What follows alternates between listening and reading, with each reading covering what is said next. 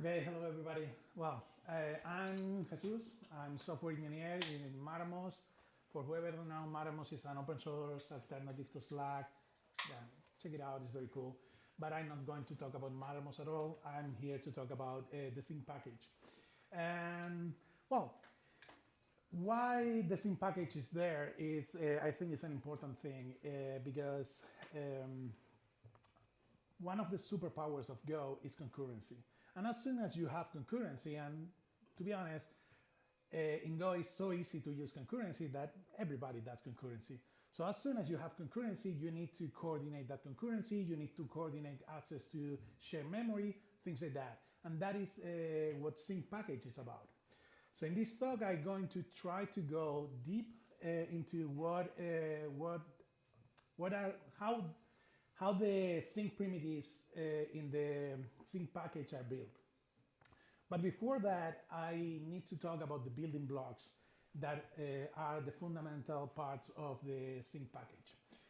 One of them is the atomic operations. Okay, all this type that is in the atomic package, all that is atomic operations. It's important. I'm going to explain why it's important here. You have two examples here. In the left, what you have is a loop that generates 1,000 goroutines, and each goroutine adds one to the counter. And in the right side, you have exactly the same. But instead of using an atomic counter, we are using a regular integer. In the left side, I can assure you that that's going to output 1,000. In the right side, I don't have a clue about what is going to be the output. Could be 1,000. Actually, will be possible to be 1,000, but almost 100% sure it's not going to be 1,000 because eventually one of the goroutines is going to read the value. It's going to increment the value, for example. Another goroutine is going to read the same value, increment the value, and it's going to save the same value.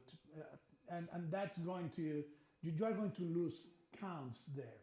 So that's why you need atomic operations, because you need to be sure that the goroutines do certain operations in an atomic way, in a way that can be interfered with any other goroutine.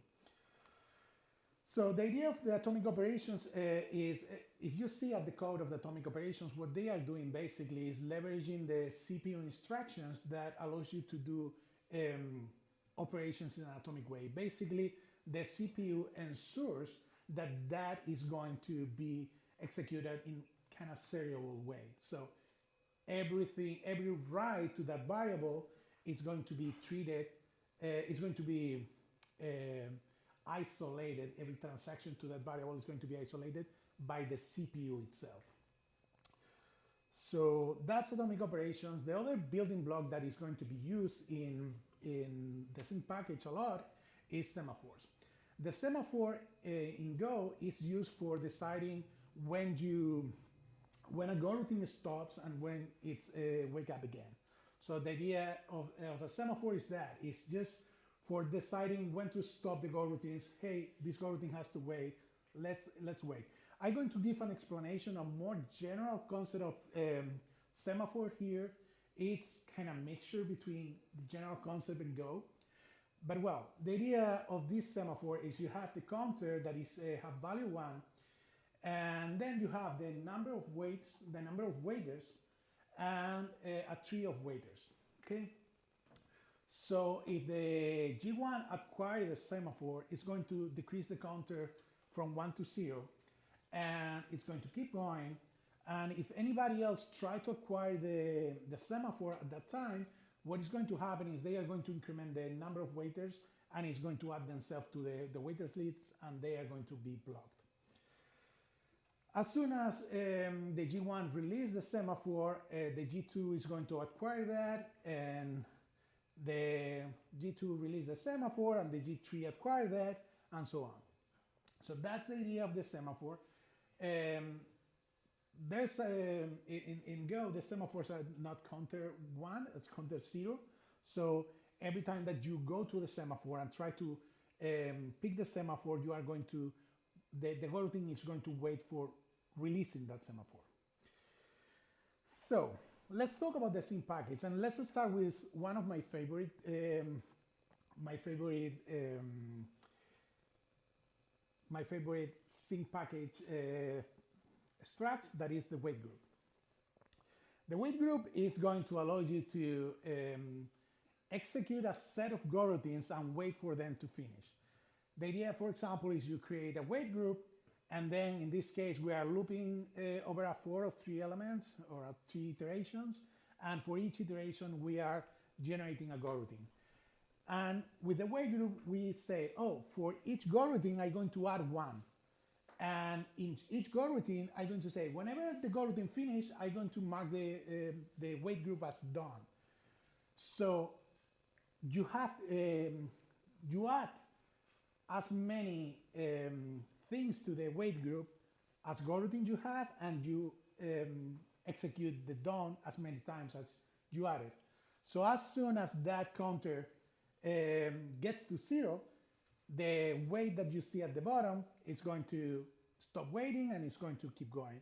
But how is the data structure under the hood?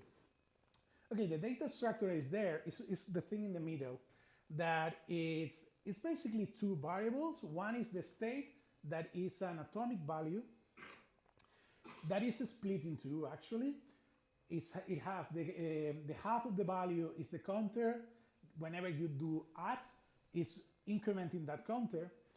And the other half is the waiter count. Every time a goroutine starts waiting for this WaitGroup, it's going to increment that counter.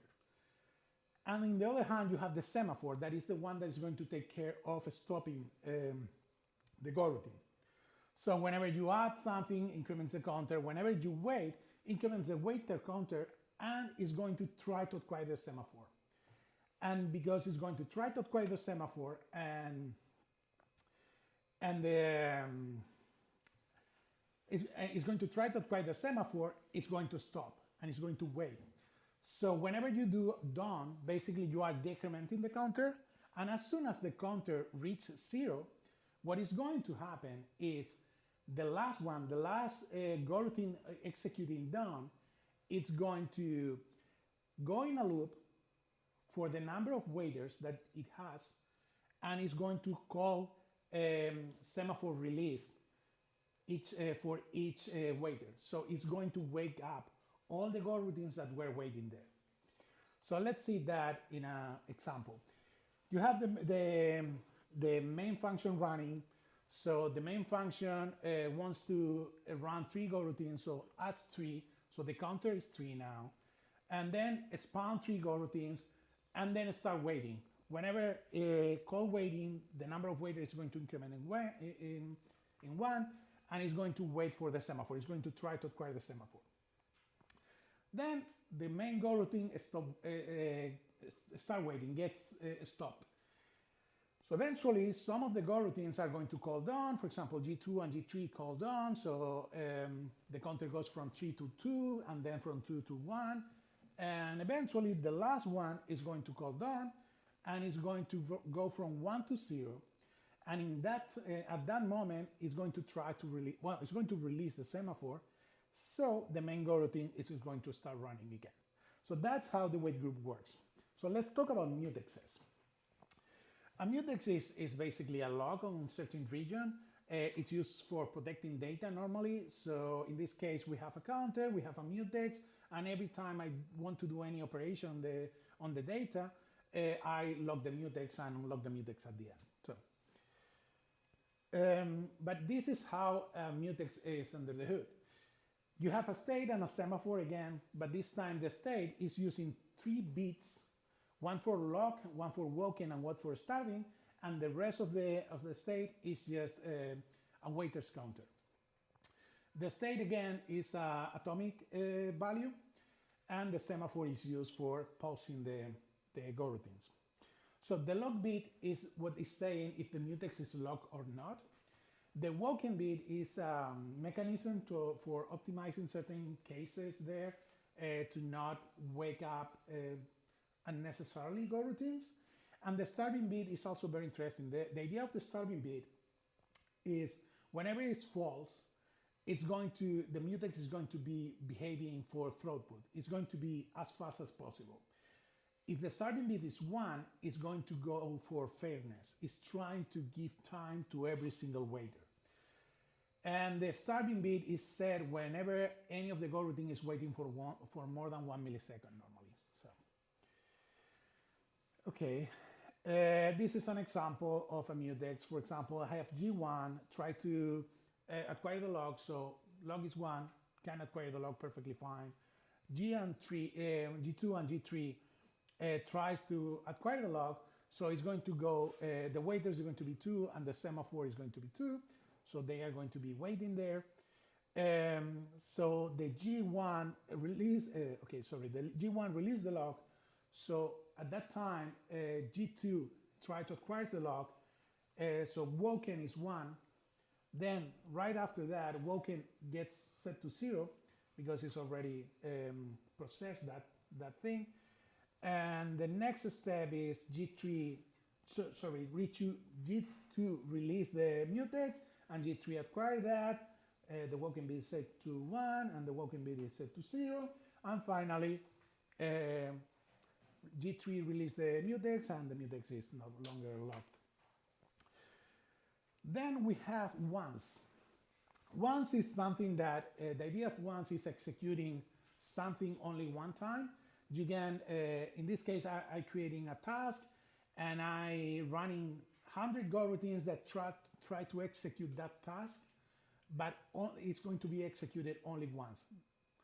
No matter how many times you try to execute that, it's only going to be executed once. That's the idea. So how is this built? The idea is you have an atomic value that is done and another value that is a mutex. So the done value is 0 or 1 and means that it's already done or not, it's already executed the function or not. And the mutex is for the slow path that we are going to explain now. The idea is you have, whenever you try to call that for first time, the value of done is 0 and the mutex is not locked. So the first goroutine that goes there trying to execute that is going to start for locking the mutex and executing the thing. And once it finishes executing the thing, it's going to store 1 into the done value, and it's going to unlock the mutex and keep going. Then you have two situations. One is some goroutine could be trying to execute that while I was executing the function.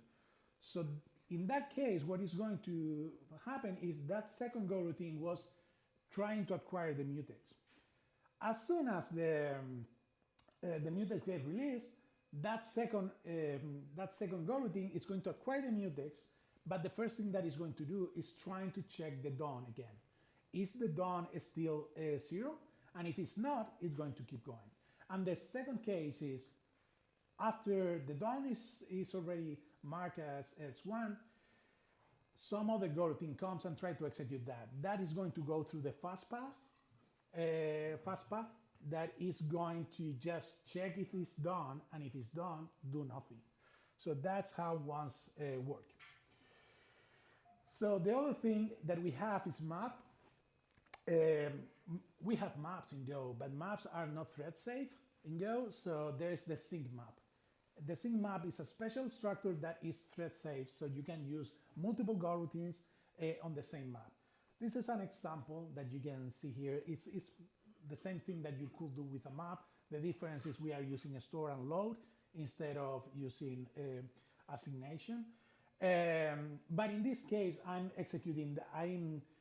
storing information in parallel goroutines. So it can break in a map. It doesn't necessarily break, but if you do that, probably it's going to be risky. You don't know if it's going to break or not. So how the sync map is built. This structure is a bit more complicated, so I'm going to do my best. I'm going to start from the bottom. The idea of the entry is a pointer to the value. The idea is it's an atomic pointer to the value. to the values in the map.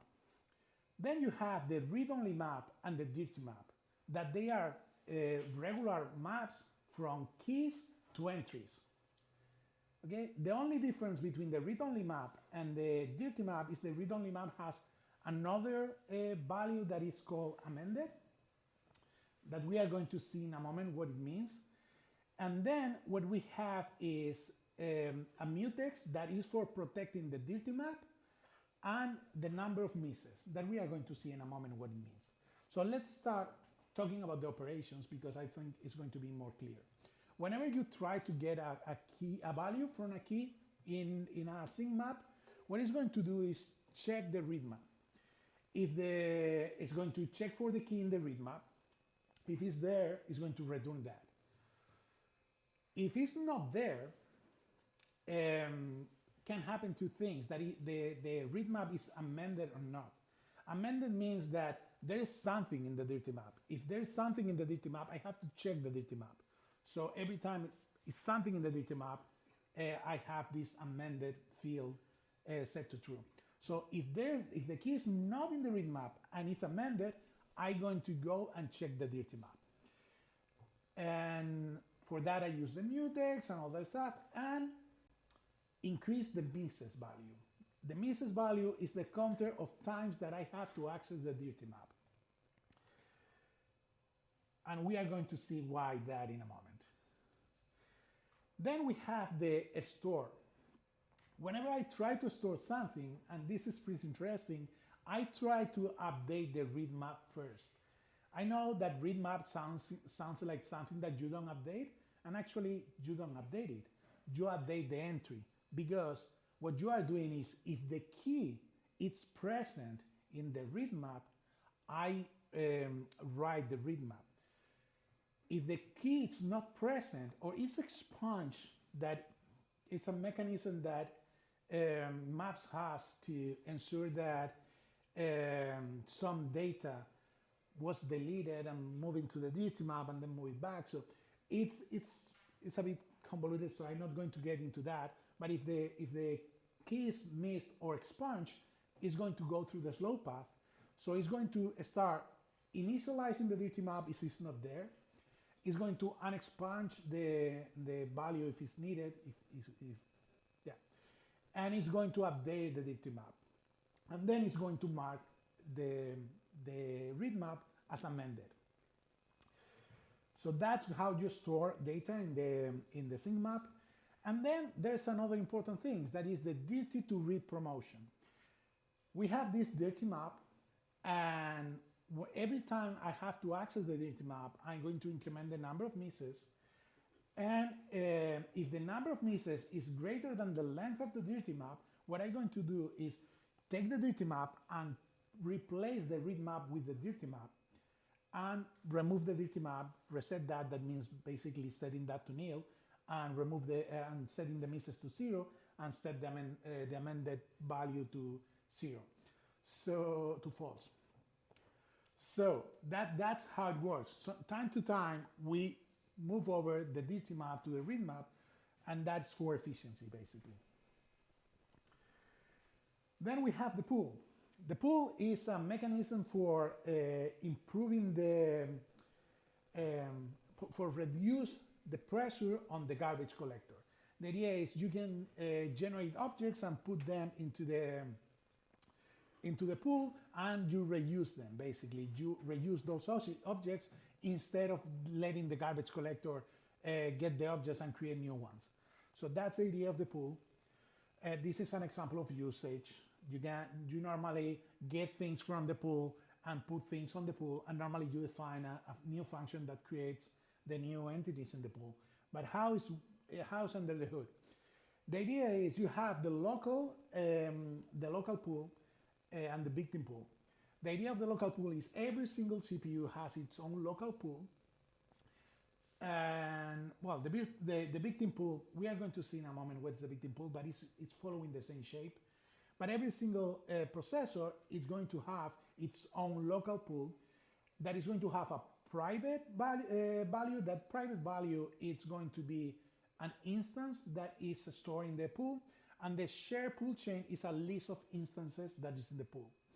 So the idea is whenever you try to get something from, get a new object from the pool, it's going to try to get from the private slot first, from the private slot of the CPU, then it's going to try the local share, and if it's nothing there, it's going to try to steal from other CPU shares, and if there's nothing there, it's going to go to the victim cache, that we are going to see what is in a moment, and if it's nothing there, it's going to call new.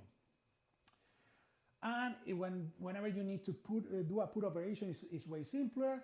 It's the private slot of the current CPU is empty. It's going to store that in the private slot. If not, it's going to push that to the share queue. And the thing about the victims. So the idea of, this is an important part of this structure. The idea you have local pools. So whenever there's a garbage collection cycle, there's a stop the world, they move the local pools into the victim pools. They just convert that local pools into victim pools. The current victim pools get discarded and resume the process and create new local pools.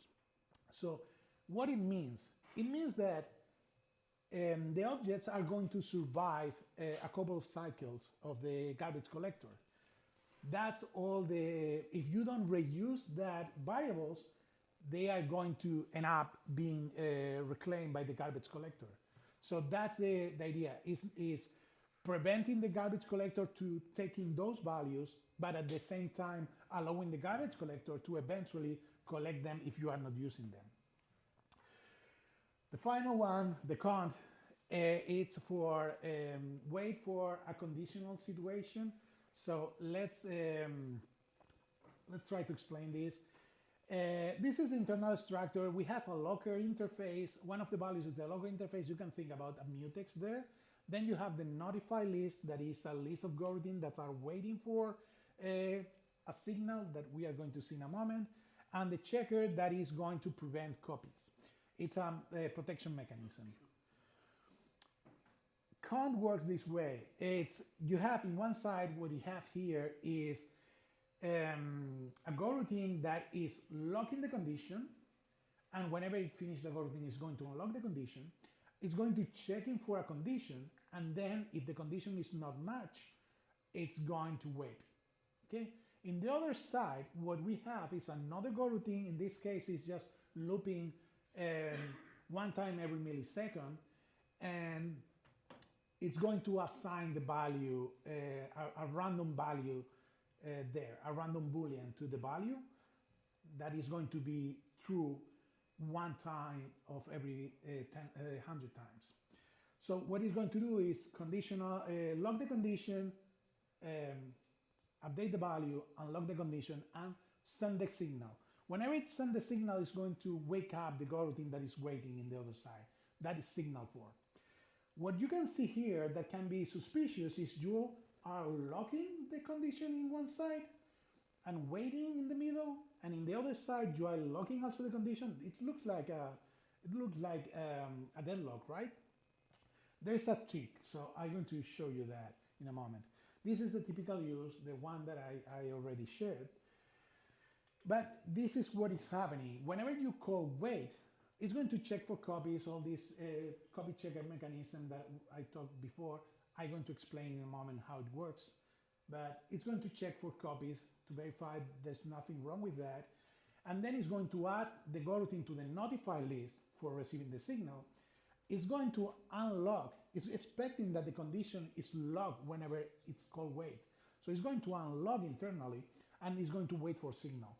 And whenever it receives a signal, it's going to lock the condition, do the checking, and if everything, if it's not fulfilled yet, it's going to wait again. If it's fulfilled, it's going to keep going, and eventually the goroutine is going to call the defer unlock. So the wait expects to be locked whenever it enters, and it expects you to unlock after it finished. And the copy prevention mechanism is whenever you create the condition, the checker is equal to 0, and the first time that you use it, the checker is equal to the address or the reference to the checker. So in the subsequent um, times that you try to use it, it's going to check if the checker is equal to the is the same address. If it's not in the same address, it's a mismatch. So it's going to panic because you have copied that count, and that can lead to a problem. So the summary is basically the sync package is completely made of atoms. Well, to be fair, it's made of atoms and semaphores. So yeah, that's it. And some references. The Go source code is amazing. Just check it out. It's very well documented. I'm not going to say that the sync package is the easier to read code out there. It's not, but it's readable enough. And if you don't want that and you want to read things in a more human way, the Victoria Metric blog post about all these structures are really, really good. So that's it. Thank you.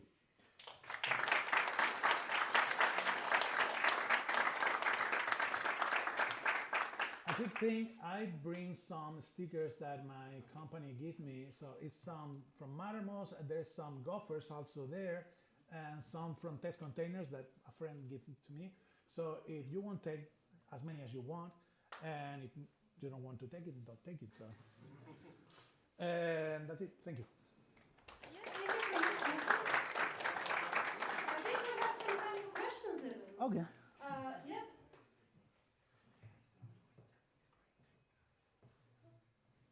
Hello. Well, thank you for the talk, but my question is, sync.map. Are there any scenarios apart from the obvious ones when you would prefer map with the Mutx on top of it, or to sync map? Thingy? Yeah, I think there's a comparison actually, and in most cases, Map is better, outperforms the Mutex approach.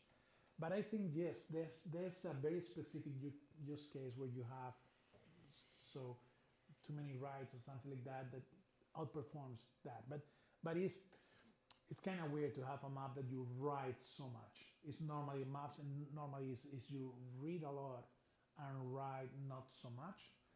But yeah, I think there's a benchmark about that, but I'm not 100% sure about the numbers. Okay, thank you. We can take one more question. Okay. Hey, yeah, great talk. Thanks so much, talk. One quick question, getting into the detail, I guess. Like in the Syntalk map, you said that the dirty map is promoted to the read map when the number of misses is greater than the length of the dirty map. Yes. Do you know why that choice was made? I think was I don't really know, to be honest. The I think there's a comment in the code or something like that that says something like was a good compromise. It's just that. But I think sounds like not too big and not too small. So it's like, oh, if it's a huge map, you don't want to do all the copying too often. If it's a small map, you don't want to wait too much for doing that. So I'm not 100% sure of the reasoning behind. So I wasn't part of the decision. So